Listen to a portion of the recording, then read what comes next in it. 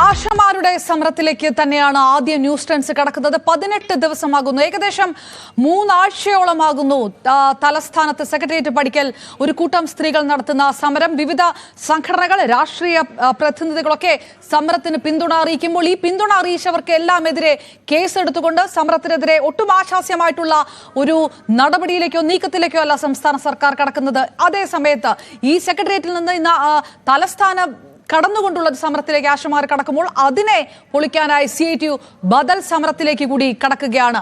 സേവന വേതന വ്യവസ്ഥകൾ പരിഷ്കരിക്കണമെന്നാവശ്യപ്പെട്ടാണ് ഈ സമരം 18ാം ദിവസമായി തുടരുന്നത്.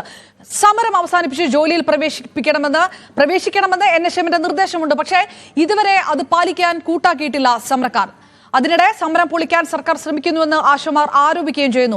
പക്ഷേ ഏത് തരത്തിലാണ് സർക്കാർ ഈ ആരോപണങ്ങളെ നേരിടുന്നത്? പ്രധാനപ്പെട്ട നേതാക്കന്മാരെല്ലാം ഈ ആരോപണങ്ങളെ നേരിടുന്നത് കണക്കുകൾ മുന്നിൽ വെച്ചുകൊണ്ടാണ്. കേന്ദ്ര സർക്കാരിനെതിരെ ഇന്ന് അതുകൊണ്ട് തന്നെ CITU ബദൽ സമരം നടത്തുന്നു.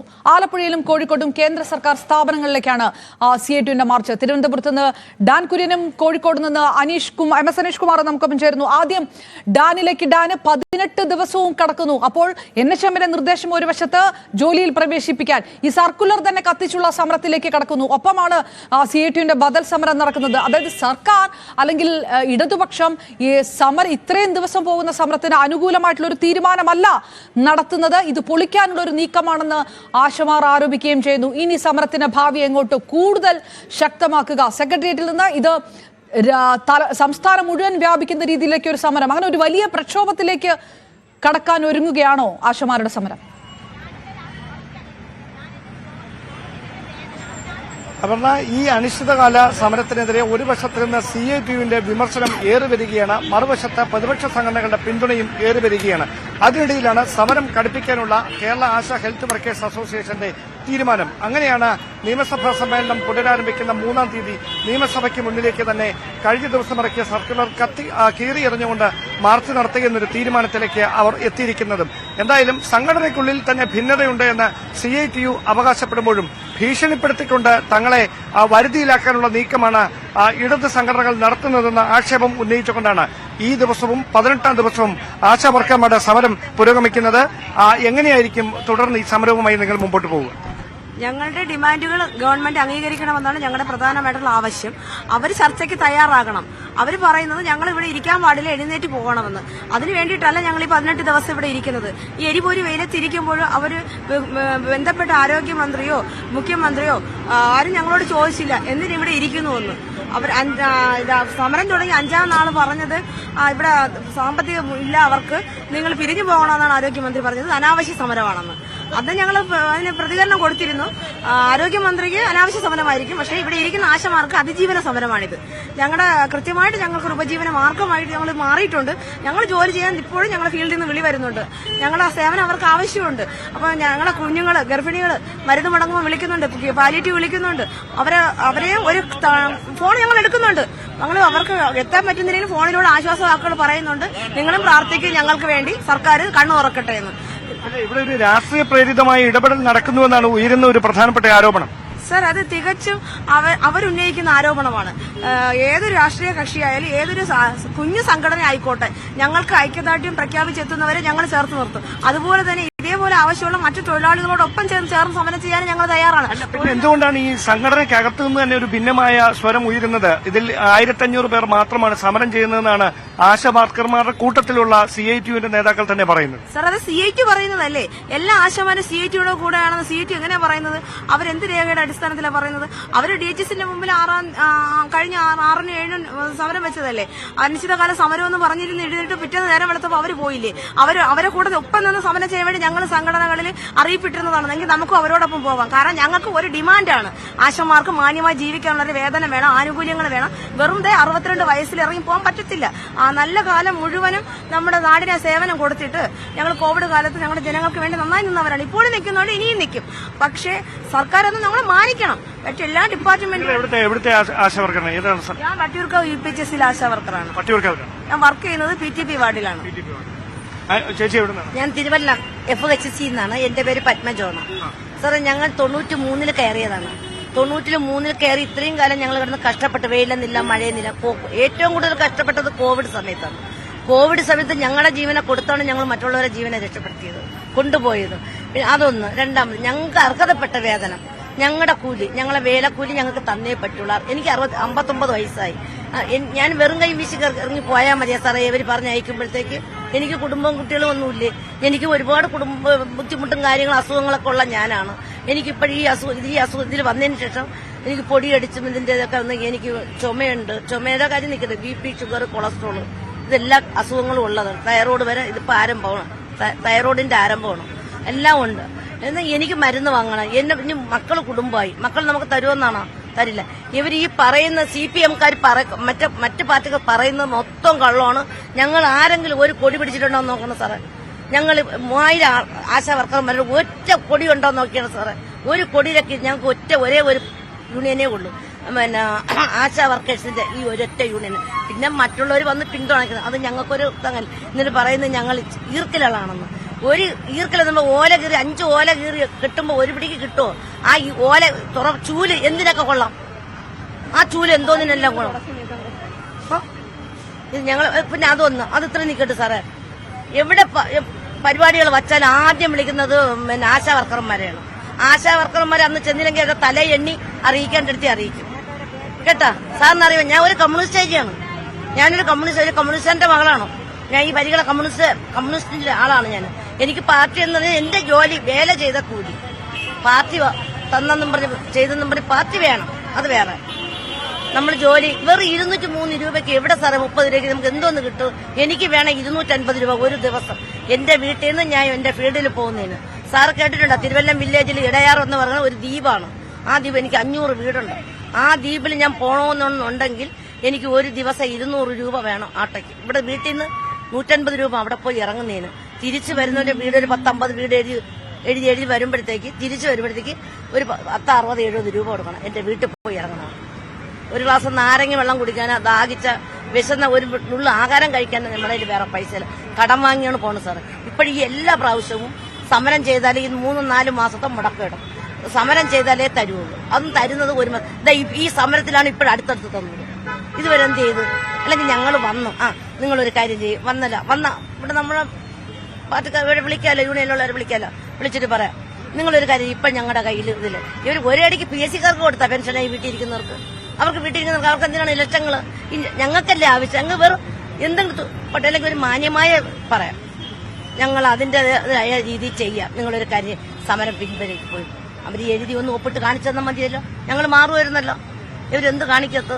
എന്ത് ഞങ്ങളുടെ മുമ്പ് വരാത്തത്? ഞങ്ങൾ എന്തെങ്കിലും ചെയ്യൂ? അവര് ഒന്നും ചെയ്യില്ല. ഞങ്ങൾ ആരും ഒന്നും ചെയ്യില്ല.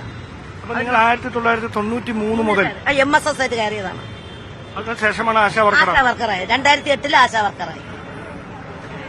അപ്പോൾ 4 വർഷം ഞങ്ങൾ ജോലി ചെയ്തതാണ് സാറേ. എന്നിട്ടാണ് ഞങ്ങൾ ഇത്രയിട്ട് കഷ്ടപ്പെടുത്തുന്നത്. സാറിന് അറിയാമോ? ഞങ്ങൾ പട്ടിണി ഇപ്പോഴും വാങ്ങിച്ച കടങ്ങളെല്ലാം ഈ വന്ന പൈസകൾ വാങ്ങിച്ചാണ് വീണ്ടും വെറും കൈയോടുകൂടി. ഈ മാസം എന്തായാലും ഞങ്ങൾക്ക് തരില്ല. നമ്മൾ വർക്ക് 10-ാം തീയതി മുതൽ ഞങ്ങൾ സമരത്തിലാണ്. അപ്പൊ ഇതിനെന്തെങ്കിലും അവർ ഇത്രയും എന്തെല്ലാം അനാവശ്യങ്ങൾ പറയുന്നറിയാം സാറേ? എന്തെല്ലാം കരീം സാർ എന്തെല്ലാം അനാവശ്യങ്ങൾ ഞങ്ങളെ പറയുന്നറിയാമോ? അവരുടെ വീട്ടിലെ ഒരു വ്യക്തിയാണ് ഇരുന്ന അവർ പറയുമോ? സാറൊന്ന് ആലോചിച്ച് നോക്കിയാണ് പറയുമോ? അപ്പൊ അവരെ കുടുംബത്തിലുള്ളവർക്ക് അവരെ വീട്ടിലുള്ളവർക്ക് ആർക്കും ബുദ്ധിമുട്ടില്ല. ബുദ്ധിമുട്ടുന്ന പാവപ്പെട്ട ഞങ്ങളാണ്.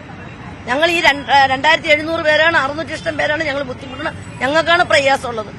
ചില ആശന്മാരെ വീടുകൾ കഞ്ഞി വെക്കില്ല. അങ്ങനെ തന്നെ ഞങ്ങളൊക്കെ ജീവിക്കുന്നത്. ഓരോ വീട്ടിലെ ആശന്മാരും ഞങ്ങൾക്ക് അതിന് പുറമേ നിന്നുള്ള വരുമാനങ്ങളൊന്നുമില്ല. കൂലിപ്പണിയുള്ള മക്കളും ഭർത്താവുമാണ് ഉള്ളത്. അപ്പൊ ഒരു ആഴ്ചയിൽ 7 ദിവസം ഉണ്ടെങ്കിൽ 3 ദിവസം കൂലിപ്പണിക്കാർക്ക് ജോലി കിട്ടും. അത് ഉണ്ടെങ്കിൽ ഉണ്ട്, ഇല്ലെങ്കില്ല. അത് കിട്ടി എന്ത് ചെലവ് നടത്തും സാറേ? ഒരു 6 പേർക്ക് കഴിയാൻ എങ്ങനെ പോകും? ചിട്ടിയും കാര്യങ്ങളും ലോണിനടയ്ക്കണം, പ്രമാണം ഇരിക്കുന്ന ലോണിനടയ്ക്കണം, എല്ലാം ചെയ്യണം. അപ്പൊ നമ്മുടെ ആവശ്യമല്ലേ ഞങ്ങൾ കൂടുതലൊന്നും ആവശ്യപ്പെട്ടില്ല സാറേ. ഞങ്ങൾ ജോലി ചെയ്ത കാശ് അത്രയും ഞങ്ങൾ ആവശ്യപ്പെട്ടുള്ളൂ. അപർണ, ഈ വാക്കുകൾക്ക് മുമ്പിൽ എന്താണ് നമ്മൾ തിരികെ പറയേണ്ടതെന്ന് അറിയില്ല. കാരണം ഏതാണ്ട് 2.5 പതിറ്റാണ്ടായി ഇങ്ങനെ ആശാ വർക്കറായി അവർ ജോലി ചെയ്തുകൊണ്ടിരിക്കുന്ന ഒരു സ്ത്രീയാണ് അവരുടെ വേദന നമ്മളോട് അണപൊട്ടി ഇങ്ങനെ പറഞ്ഞത്. അതായത് ഇതേ രോഷം തന്നെയാണ് ഇവിടെ ഇരിക്കുന്ന ഓരോരുത്തർക്കും പറയാനുള്ളത്. ഇതിനെ എത്ര ദിവസം ഇങ്ങനെ ആക്ഷേപിച്ചുകൊണ്ട് മാത്രം മുമ്പോട്ട് പോകാനാകുമെന്ന കാര്യമൊക്കെ CITUവിന്റെ നേതൃത്വം പലതരത്തിലുള്ള രാഷ്ട്രീയ വിവാദങ്ങൾ ഒരു സ്ഥലത്ത് വരുന്നു. നേരത്തെ ഇവരുടെ പ്രതിനിധികൾ ആരോഗ്യമന്ത്രിയുടെ വസതിയിൽ പോകുന്നു, ആരോഗ്യമന്ത്രിയുടെ ഭർത്താവ് അവരെ തടഞ്ഞതായിട്ടുള്ള ആരോപണങ്ങൾ വരുന്നു. അതിനെതിരെ നിയമ നടപടിയിലേക്ക് അദ്ദേഹം കടക്കുന്നു. 50 ലക്ഷത്തോളം നഷ്ടപരിഹാരം ചോദിച്ചുകൊണ്ടുള്ളത്. ഇതിന് മറുപടി കൊടുത്തിട്ടുണ്ട് ആശാവർക്കർമാർ എന്നുള്ള വിവരവും വരുന്നു. അത് ഏത് തരത്തിലാണ് ആ നിയമ നടപടിയോട് പ്രതികരിച്ചിരിക്കുന്നത് സംഘടന?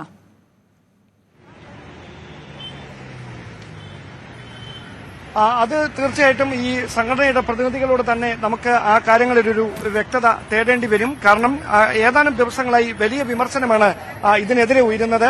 ആ ഒരു വിമർശനങ്ങളുടെ പശ്ചാത്തലത്തിലാണ് ഈ ആരോഗ്യമന്ത്രിയുടെ വസതിയിലേക്ക് എത്തിയ ആശാവർക്കർമാരെ അധിക്ഷേപിച്ചു എന്ന തരത്തിലുള്ള വിമർശനങ്ങൾ ആശാവർക്കർമാർ ഉയർത്തിയത്. പക്ഷേ അതിനെതിരെ നിയമ നടപടികളുമായി മുമ്പോട്ട് പോകുന്ന ഒരു സാഹചര്യമാണ്. അതായത് ആരോഗ്യമന്ത്രിയുടെ വസതിയിലെത്തിയവരെ അധിക്ഷേപിച്ചു എന്നത് തെറ്റായ പ്രചരണമാണ് എന്നാണ് മന്ത്രി വീണ ജോർജും അവരുടെ ഭർത്താവും അവിടുത്തെ മറ്റ് ജീവനക്കാരും ഒക്കെ പറയുന്നത്. ഈ നിയമ നടപടികളുമായുള്ള മുമ്പോട്ട് പോകാനുള്ള തീരുമാനത്തെ നിങ്ങൾ എങ്ങനെയാണ് നോക്കുക? അവർ പോകട്ടെ, അവർ തെളിയിക്കട്ടെ. ഒന്ന് മന്ത്രി പറഞ്ഞത് ഞങ്ങളാരും ആ വീട്ടിൽ പോയിട്ടില്ല എന്ന് ആദ്യം പറഞ്ഞു. CCTV നോക്കിയിട്ട് അങ്ങനെ കണ്ടില്ല എന്ന് പറഞ്ഞു. അത് വസ്തുതയല്ല. മിനി പോയിട്ടില്ല എന്നാണ് പറഞ്ഞത്. അതെ, ഞാനടക്കം പോയിട്ടുണ്ട്. ഒരു CCTV നോക്കട്ടെ. CCTVയിൽ ഇല്ലാന്നല്ലേ പറയുന്നത്, CCTVയിൽ ആരും വന്നിട്ടില്ല എന്നല്ലേ പറയുന്നത്. അപ്പൊ അത് നോക്കിയിട്ട് പറയട്ടെ. കാരണം മാധ്യമങ്ങൾക്ക് പരിചയമുള്ളൊരു മുഖമാണല്ലോ എന്റെ മുഖം. അതവിടെ CCTVയിൽ കാണുന്നില്ലെങ്കിൽ അവർ പറയട്ടെ. അത് ഒന്നാമത്തെ കാര്യം. 2, മന്ത്രിയുടെ വസതിയിൽ നിന്ന് ആരാണ് മറുപടി പറയേണ്ടത്? മന്ത്രി അല്ലെങ്കിൽ മന്ത്രിയുടെ ഉത്തരവാദിത്തപ്പെട്ട ആളുകൾ. അപ്പൊ അങ്ങനെ വീട്ടിലേക്ക് വരുന്ന ആളുകളെ കാണുക എന്ന് പറയുന്നത് ഔദ്യോഗിക വസതി എന്ന് പറഞ്ഞാൽ ഈ ആശാവർക്കർമാരും കൂടെ കൊടുക്കുന്ന നികുതി പണത്തിലാണ് ഔദ്യോഗിക വസതി നിലനിൽക്കുന്നത്. അപ്പൊ അവിടെ വരുന്ന ആളുകളോട് മറുപടി പറയേണ്ടത് അവരാണ്. മാത്രമല്ല, അങ്ങനെ പറഞ്ഞതിൽ അത് മന്ത്രിയെയോ മന്ത്രിയുടെ ഭർത്താവിനെയോ അധിക്ഷേപിക്കാനല്ലല്ലോ പറഞ്ഞത്. മറിച്ച് കേരളത്തിലെ ആളുകൾക്ക് അവരുടെ പരാതി പറയാൻ അവരുടെ ഔദ്യോഗിക വസതിയിൽ ചെന്നപ്പോൾ കയറ്റിയില്ല എന്ന കാര്യം പറയാനാണ് ഞങ്ങൾ ഉദ്ദേശിച്ചത്. അല്ലാതെ ഒരു തരത്തിലും വ്യക്തിഹത്യ നടത്താനായിട്ട് ഉദ്ദേശിച്ചിരുന്നില്ല. അങ്ങനെ വ്യക്തിഹത്യയായി മാറുന്ന ഒരു സാഹചര്യം അവർക്കെതിരെ ഒരു വലിയ പ്രചാരണം നടക്കുകയാണ്. അവർ അധിക്ഷേപിച്ചു എന്ന തരത്തിൽ. അപ്പോൾ അതിൽ കയ്യും വെട്ടി നോക്കി നിൽക്കാനാവില്ല എന്ന നിലപാട് പറഞ്ഞുകൊണ്ടാണ് ആരോഗ്യമന്ത്രി അടക്കം ഞങ്ങളടക്കം പലതവണ ആരോഗ്യമന്ത്രിയോട് ചോദിച്ചാണ്. അങ്ങനെ ഒരു കാര്യമേ ഉണ്ടായിട്ടില്ല എന്ന് ആവർത്തിച്ച് പറഞ്ഞാണ്. അങ്ങനെ ചെയ്യാൻ കഴിയുമോ? അവർക്കൊപ്പം ഞാനും ഡൽഹിയിലേക്ക് പോകുമെന്നാണ് ആരോഗ്യമന്ത്രി ഞങ്ങളോട് പറഞ്ഞത്. മന്ത്രി പറയുന്ന കാര്യം അവാസ്തവമാണ്. അതുകൊണ്ട് അതിനെക്കുറിച്ച് കൂടുതൽ പറയില്ല. അവരത് നിയമ നടപടിയായിട്ട് മുന്നോട്ട് പോകുന്നതിൽ പോകട്ടെ. നമുക്ക് അവിടെ നേരിൽ കാണാം. ഏതായാലും ഡാൻ കുര്യൻ അവിടെ നിന്ന് സെക്രട്ടേറിയറ്റിന് മുന്നിൽ നിന്ന് ഞാൻ കോഴിക്കോട് MS അനീഷ് കുമാറുമുണ്ട്. അനീഷ്, ഇന്ന് കോഴിക്കോട് കളക്ടറേറ്റിലേക്ക് മാർച്ച് നടത്തുന്നുണ്ട്. ഒരു വശത്ത് CITUവിന്റെ ബദൽ സമരം നടക്കുമ്പോൾ കൂടിയാണ് സമരം കൂടുതൽ വ്യാപിപ്പിക്കാനുള്ള നീക്കത്തിലേക്ക്. കോഴിക്കോട് നിന്നുള്ള പൾസ് ഏത് തരത്തിലാണ്? ഇത് സെക്രട്ടേറിയറ്റിനകത്ത് മാത്രമല്ല, അല്ലെങ്കിൽ സെക്രട്ടേറിയറ്റിനെ പഠിക്കൽ മാത്രമല്ല, ഇനി ഇത് സംസ്ഥാനം മുഴുവൻ സമരം വ്യാപിപ്പിക്കുമെന്ന് സംഘടന പറയുമ്പോൾ ആ തരത്തിലുള്ള പങ്കാളിത്തം കോഴിക്കോട് അടക്കമുള്ള സ്ഥലങ്ങളിലുണ്ടോ?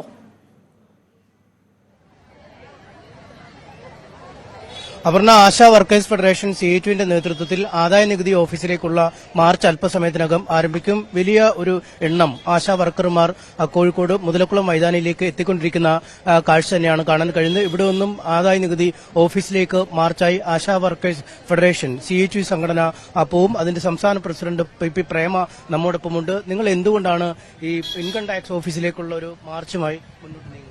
ഞങ്ങൾ NHM പ്രൊജക്ടിന്റെ ഭാഗമായിട്ടാണ് വർക്ക് ചെയ്യുന്നത്. കേന്ദ്ര ഗവൺമെന്റിന്റെ ഒരു സ്കീമാണ് NHM. ആ NHM പ്രൊജക്ടിന്റെ ഭാഗമായിട്ട് പ്രവർത്തിക്കുന്ന ആളുകളെ തൊഴിലാളികളായി അംഗീകരിക്കേണ്ടതും അതുപോലെ മിനിമം വേതനമെങ്കിലും നൽകേണ്ടതും കേന്ദ്ര ഗവൺമെന്റിന്റെ ഉത്തരവാദിത്വമാണ്. എന്നാൽ മിനിമം വേതനം പോലും നൽകാതെ, ഇൻസെന്റീവ് പോലും കാലോചിതമായ മാറ്റം വരുത്താതെ നിലവിലുള്ള ഇൻസെന്റീവ് വെട്ടിച്ചുരുക്കുന്ന ഒരു അവസ്ഥയാണ് ഞങ്ങൾക്ക് കാണാൻ വേണ്ടി കഴിയുന്നത്. അതുപോലെ തന്നെ ഈ മേഖലയിൽ പ്രവർത്തിക്കുന്നവർക്ക് ഒരു ഇൻഷുറൻസ് ഉണ്ടായിരുന്നു, അതും എടുത്തു മാറ്റുന്ന സ്ഥിതിയാണ് ഉണ്ടായിട്ടുള്ളത്. പുതിയ ഇൻഷുറൻസ് പദ്ധതി നിങ്ങൾക്ക് വരുന്നു എന്ന് പറഞ്ഞിട്ട് ഇന്നേ വരെ അത് കാണാൻ വേണ്ടി സാധിച്ചിട്ടില്ല. ഇങ്ങനെയുള്ള ഒരവസ്ഥയിൽ നിരന്തരമായി ആശാവർക്കർമാരെ ജോലി അടിച്ചേൽപ്പിക്കുന്ന സ്ഥിതിവിശേഷവും വേതനം നൽകാതിരിക്കുന്ന ഒരു സ്ഥിതിയും ഉള്ള സമയത്താണ് ഞങ്ങൾ അടിയന്തരമായി ഇത്തരം സമരം തീരുമാനിക്കണം എന്ന് ഒരു ധാരണയായിട്ടുള്ളത്. ആ ധാരണയുടെ അടിസ്ഥാനത്തിലാണ് കേന്ദ്ര തലത്തിൽ, ദേശീയ തലത്തിൽ നമ്മൾ 1 വർഷം നീണ്ടു നിൽക്കുന്ന സമരമാണ് പ്ലാൻ ചെയ്തിട്ടുള്ളത്. ആ സമരം ആരംഭിക്കുന്നത് ഇന്ന് മുതലാണ്.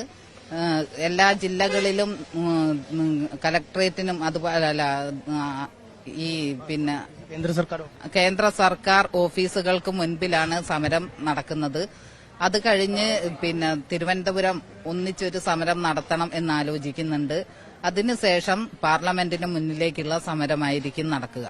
ഈ തിരുവനന്തപുരത്ത് ഒരു സമരം ഇപ്പോൾ നടക്കുന്നുണ്ട്. കഴിഞ്ഞ കുറച്ച് നാളുകളായി നടന്നുകൊണ്ടിരിക്കുകയാണ്. നിങ്ങൾ അതിനൊരു പിന്തുണ പ്രഖ്യാപിക്കുന്നില്ലേ? നിങ്ങളുടെ സമരം മറ്റൊരു രീതിയിലാണ്. തിരുവനന്തപുരത്ത് നടക്കുന്ന സമരം എന്ന് പറയുന്നത് ഒരു രാഷ്ട്രീയ ഗൂഢാലോചനയുടെ ഭാഗമായിട്ട് നടക്കുന്ന ഒരു സമരമാണ് എന്നുള്ളതാണ് ഞങ്ങൾ മനസ്സിലാക്കുന്നത്. അത് ആശമാരുടെ സമരമായിട്ടോ ആശാ വർക്കർമാർക്ക് അനുകൂലമായി എന്തെങ്കിലും ലഭിക്കണമെന്നുള്ള താൽപര്യത്തിന്റെ ഭാഗമായിട്ടോ നടത്തുന്ന സമരമല്ല. അങ്ങനെ ഞങ്ങൾ വിശ്വസിക്കാൻ കാരണം ആശമാരെ സംബന്ധിച്ചിടത്തോളം ഇന്ന് ഒട്ടനവധി വിഷയങ്ങളുണ്ട്. ആ വിഷയങ്ങളൊന്നും ആ സമരത്തിൽ അവര് പരാമർശിച്ചിട്ടില്ല. അവര് പരാമർശിക്കുന്ന രണ്ട് വിഷയങ്ങളാണ്. ഒന്ന്, ഞങ്ങൾക്ക് 21,000 രൂപ ഹോണറേറിയം നൽകണം എന്നുള്ളതാണ്. രണ്ടാമത്തത് 62 വയസ്സിൽ പിരിയുമ്പോൾ 5 ലക്ഷം രൂപ നൽകണം എന്നുള്ളതാണ്. ഇത് രണ്ടും ചെയ്തു തരേണ്ടത് സ്റ്റേറ്റ് ഗവൺമെന്റ് അല്ല, കേന്ദ്ര ഗവൺമെന്റാണ്. കേന്ദ്ര ഗവൺമെന്റിന്റെ സ്കീമാണ് ആശാ വർക്കർമാർ. കേരള ഗവൺമെന്റ് ഈ രാജ്യത്ത് തന്നെ ഏറ്റവും കൂടുതൽ ഹോണറേറിയം നൽകിക്കൊണ്ട് ഈ ആശമാരെ സംരക്ഷിക്കുന്നു.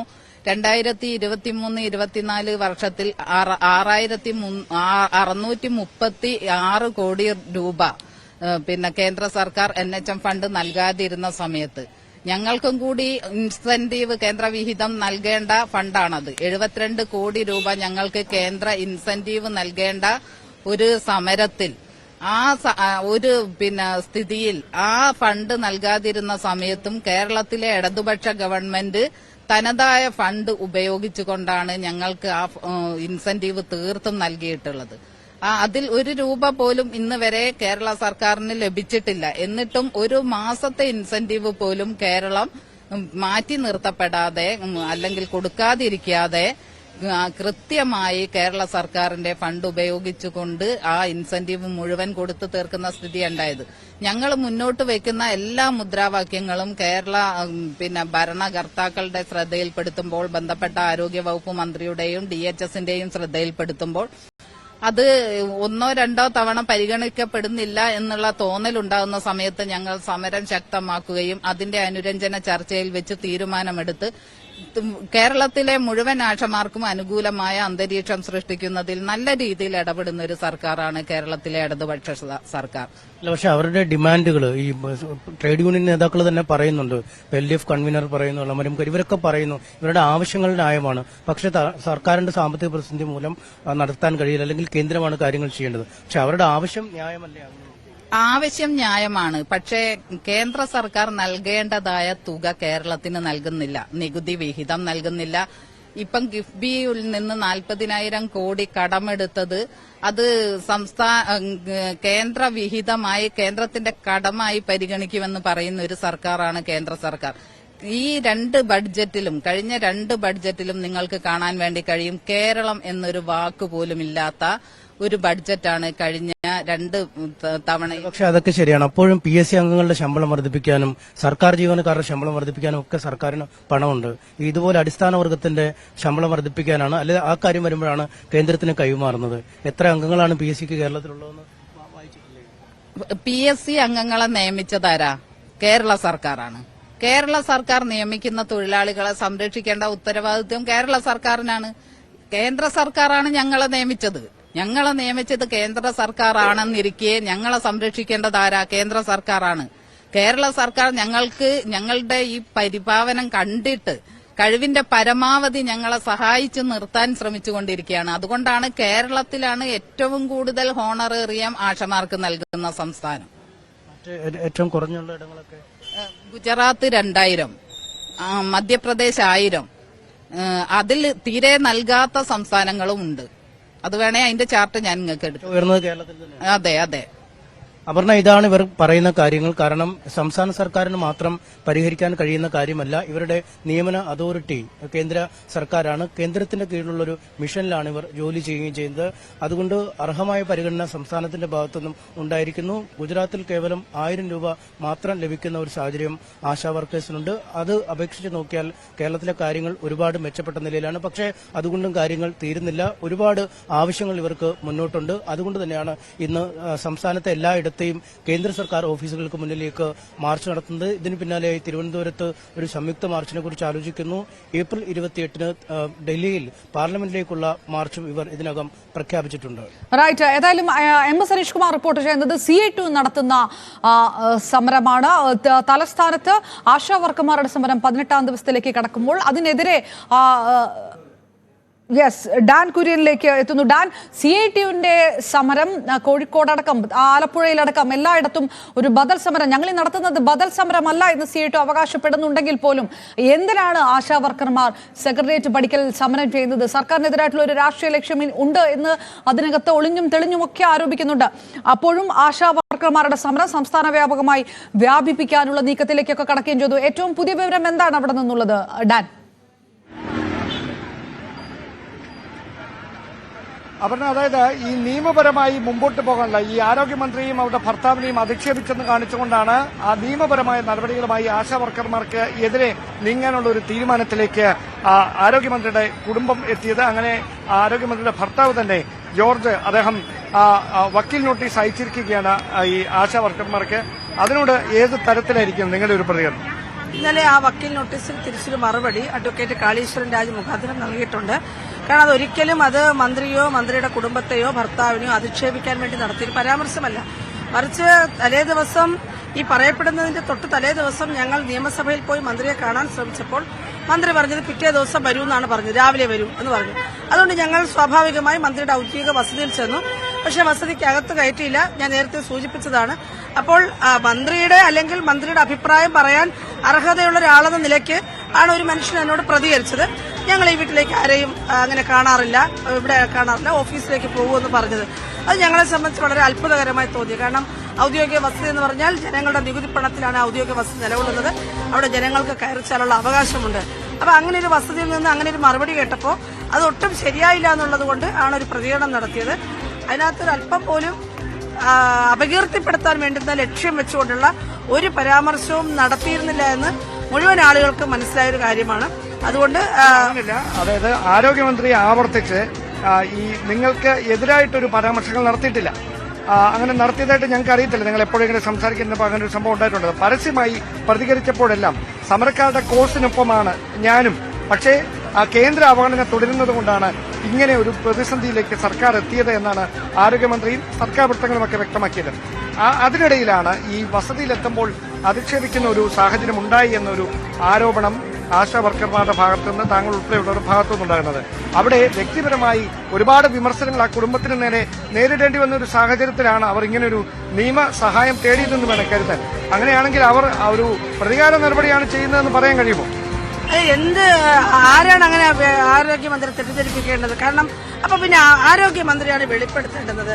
ആരോഗ്യമന്ത്രിക്ക് വേണ്ടിയിട്ട് ആരാണ് ആ മറുപടി പറഞ്ഞത്? അത് മന്ത്രിയാണ് പറയേണ്ടുന്നത്. മന്ത്രി ആരെയാണ് ചുമതലപ്പെടുത്തിയത്? എനിക്കിപ്പോൾ ഇവിടെ കാണാൻ പറ്റില്ല, അല്ലെങ്കിൽ ഞങ്ങൾ ഇവിടെ കാണില്ല എന്ന് പറയുന്നത് മന്ത്രിയാണ് വെളിപ്പെടുത്തേണ്ടത്, നമ്മളല്ല. അത് മന്ത്രിയുടെ ഉത്തരവാദിത്വമാണ്. പിന്നെ മന്ത്രി ആരാണ് കുറ്റപ്പെടുത്താൻ? ഒരു ഔദ്യോഗിക വസതിയിൽ ധാരാളം ആളുകൾ ഉണ്ടാകും. അത് അവരുടെ കുടുംബ പ്രശ്നമല്ലല്ലോ. മന്ത്രി പറഞ്ഞതുപോലെ അതൊരു കുടുംബ പ്രശ്നമല്ല. മറിച്ച് അവിടെ ധാരാളം ഉദ്യോഗസ്ഥരും മറ്റ് ജീവനക്കാരും ഒക്കെ അവിടെ ഉണ്ടാകും. അപ്പൊ അതിനകത്ത് മന്ത്രി എന്തിനാണ് ഇത്രയധികം വിഷമിക്കുന്നത്? അല്ലെങ്കിൽ അങ്ങ് കഴിഞ്ഞ ദിവസം തൊട്ട് അത് പറയേണ്ടത് ആരാണ് അങ്ങനെ സംസാരിച്ചതെന്ന് പറയേണ്ടത് മന്ത്രിയാണെന്ന് പറയുന്നു. ഇപ്പം അങ്ങനെ ഒരു സസ്പെൻഷന്റെ കാര്യമുണ്ടോ ഇനി? ഈ 18 ദിവസമായിട്ട് ഇത് ആരാണ് അങ്ങനെ പറഞ്ഞതെന്ന് അങ്ങേക്ക് പറഞ്ഞുകൂടെയാണ്? അല്ല, മന്ത്രിയല്ലേ പറയേണ്ടത്. ഞാൻ ആരെ ചുമതലപ്പെടുത്തി? അവിടെ പുറത്തു നിന്ന സ്ത്രീകളോട് ഇവിടെ കാണാൻ പറ്റില്ല, ഞങ്ങൾ ഇവിടെ ആരെയും കാണാറില്ല, നിങ്ങൾ മന്ത്രിയുടെ ഔദ്യോഗിക ഓഫീസിൽ പോകൂ എന്ന് പറഞ്ഞത് ആരാണെന്ന് മന്ത്രിയല്ലേ പറയേണ്ടത്. ഞാൻ പറഞ്ഞ രീതിയിൽ എന്തെങ്കിലും ഒരു അസ്വാഭാവികത ഉണ്ടായിരുന്നു? പറഞ്ഞ് സംസാരിച്ച രീതിയിൽ പറഞ്ഞത് ഞങ്ങൾ ഇവിടെ ആരെയും കാണാറില്ല, നിങ്ങൾ മന്ത്രിയുടെ ഓഫീസിൽ പോയി കാണൂ. ഈ ഞങ്ങൾ എന്ന് പറഞ്ഞ വാക്കിനകത്താണ് ഞാൻ അത് ഭർത്താവായിരിക്കുമെന്ന് ഊഹിച്ചത്. അത് ആദ്യ ദിവസം പോലെ പറയുന്നതാണ്. ഇവിടെ അതല്ലല്ലോ വിഷയം. ഇപ്പൊ മന്ത്രി തന്നിരിക്കുന്ന, മന്ത്രിയുടെ ഭർത്താവ് എടുത്തിരിക്കുന്ന വക്കീൽ നോട്ടീസിൽ തിരിച്ച് മറുപടി കൊടുത്തിട്ടുണ്ട്. അവർ നിയമപരമായി നേരിടുന്നെങ്കിൽ നേരിടട്ടെ.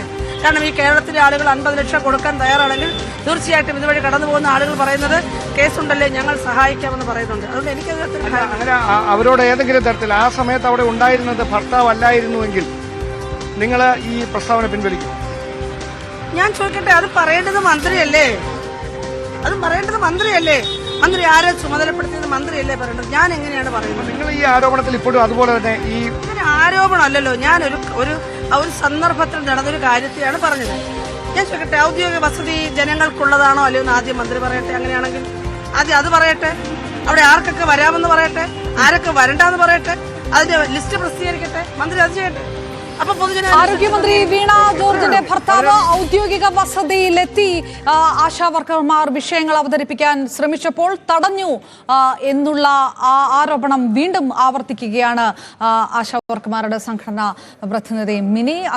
അതുകൊണ്ട് തന്നെ ഈ നഷ്ടപരിഹാരം, ഈ ആരോപണത്തിനെതിരായിട്ടുള്ള നഷ്ടപരിഹാരം ആവശ്യപ്പെട്ടുകൊണ്ടുള്ള നോട്ടീസിന് മറുപടി നൽകിയിട്ടുണ്ട് അഡ്വക്കേറ്റ് കാളീശ്വരം രാജവഴി എന്നുകൂടി മിനി പറയുന്നു. ഔദ്യോഗിക വസതിയിൽ എങ്ങനെയാണ് മന്ത്രിയെ കാണാൻ ചെല്ലുന്ന ജനങ്ങളെ തടയാൻ അവരുടെ ഭർത്താവിന് കഴിയുന്നത്? എങ്ങനെയാണത് ജനാധിപത്യ വിരുദ്ധമല്ല എന്നുള്ളൊരു ചോദ്യവും ആവർത്തിക്കുകയാണ്. CITU-നെതിരെയും ആശാ വർക്കർമാർ രൂക്ഷമായിട്ടുള്ള വിമർശനങ്ങളാണ് ഉന്നയിക്കുന്നത്. CITU പ്രവർത്തകർ വീട് കയറി ഭീഷണിപ്പെടുത്തുകയാണ്. ജോലി വാങ്ങി നൽകിയത് തങ്ങളാണെന്നും അതുകൊണ്ട് എത്രയും പെട്ടെന്ന് ജോലിയിൽ തിരികെ പ്രവേശിക്കണം എന്നാവശ്യപ്പെട്ടതായിട്ടും സമരസമിതി നേതാവ് മിനി നേരത്തെ പ്രതികരിച്ചിരുന്നു. ഇന്നലെ മുതൽ സംസ്ഥാനത്തെമ്പാടും പ്രാദേശിക നേതാക്കൾ, CITU-ന്റെ നേതാക്കൾ ആശാ വർക്കർമാരുടെ വീടുകളിൽ കയറി നിങ്ങൾ ഈ സമരത്തിൽ പോകരുതെന്നും ഞങ്ങൾക്ക് ജോലി വാങ്ങിത്തന്ന നിങ്ങളാണെന്നും അതുകൊണ്ട് ഈ സമരത്തിൽ നിന്ന് പിന്മാറിക്കൊണ്ട് എത്രയും വേഗം ജോലിയിൽ തിരികെ പ്രവേശിക്കണമെന്നാണ് ആവശ്യപ്പെടുന്നത്. പക്ഷെ ആശാ വർക്കർമാർ വളരെ തന്റേടത്തോടുകൂടി ധൈര്യത്തോടുകൂടി ഇത് ഞങ്ങളുടെ ജീവിക്കാനുള്ള അവകാശമാണ്, 232 രൂപയ്ക്ക് ഞങ്ങൾക്ക് ഇനിയും തുടർന്ന് ജോലി ചെയ്യാൻ സാധിക്കില്ല എന്ന നിലയിൽ തന്നെ പറഞ്ഞുകൊണ്ട് ഈ സമരവുമായി മുന്നോട്ട് പോകുന്നു പ്രഖ്യാപിക്കുകയാണ്. പക്ഷേ ഇത് വലിയൊരു പ്രശ്നമാണ്. സംഭവം നാട്ടിലെമ്പാടും ആളുകൾക്ക് ഇടയിൽ ഒരു വലിയൊരു ഭീതി ഉണ്ടാക്കിയിട്ടുണ്ട്. അതെ, കാരണം കഴിഞ്ഞ കുറച്ച് ദിവസങ്ങളായി CPM-ന്റെ ഭാഗത്തുനിന്നും CITU-ന്റെ നേതാക്കളുടെ ഭാഗത്തുനിന്നും വളരെ മോശമായ അധിക്ഷേപങ്ങളും പരാമർശങ്ങളും വന്നുകൊണ്ടിരിക്കുകയാണല്ലോ. അതിന്റെ തുടർച്ച തന്നെയാണിത്. സ്വാഭാവികമായും അതങ്ങനെ ഉണ്ടാവും. എന്താണ് നിങ്ങൾ എന്ത് ചെയ്യാനാണ്? ഞങ്ങൾ പ്രത്യേകിച്ച് ഇതിനകത്ത് നടപടിയൊന്നുമില്ല. ഞങ്ങളുടെ ആശമാർക്ക് വളരെ വ്യക്തതയുണ്ട്. അതല്ല, എന്തെങ്കിലും ഇങ്ങനെ അങ്ങനെ ഭീഷണിപ്പെടുത്തുന്നതുമായി ചൂണ്ടിക്കാട്ടി എന്തെങ്കിലും പരാതി കൊടുക്കുമോ അതോ എങ്ങനെ നേരിടുമെന്നാണ് ചോദ്യം. അത് ഞങ്ങൾ അതിനെ തള്ളിക്കളയാണ്. കാരണം ജനങ്ങൾ നേരിട്ട് കൊണ്ടിരിക്കുകയാണ് ഇവരുടെ വാദങ്ങളും അധിക്ഷേപങ്ങളും അപഹാസ്യമായ വാക്കുകളെ സംബന്ധിച്ച് ജനങ്ങൾ നേരിട്ടുകൊണ്ടിരിക്കുകയാണ്. ഇതിനും മറുപടി നാട്ടുകാർ തന്നെ കൊടുത്തുള്ളൂ. ആശമാരുടെ സമരം സംസ്ഥാന വ്യാപകമായി വ്യാപിപ്പിക്കുമ്പോൾ CITU-ന്റെ ബദൽ സമരവും നടക്കുകയാണ്. ബദൽ സമരമല്ല ഞങ്ങൾ നടത്തുന്നത്, കേന്ദ്ര സർക്കാരിന്റെ അവഗണനയ്ക്കെതിരെയാണ് എന്ന് CITU നേതാക്കൾ, CPM നേതാക്കൾ പറയുകയും ചെയ്യുന്നു. മറ്റു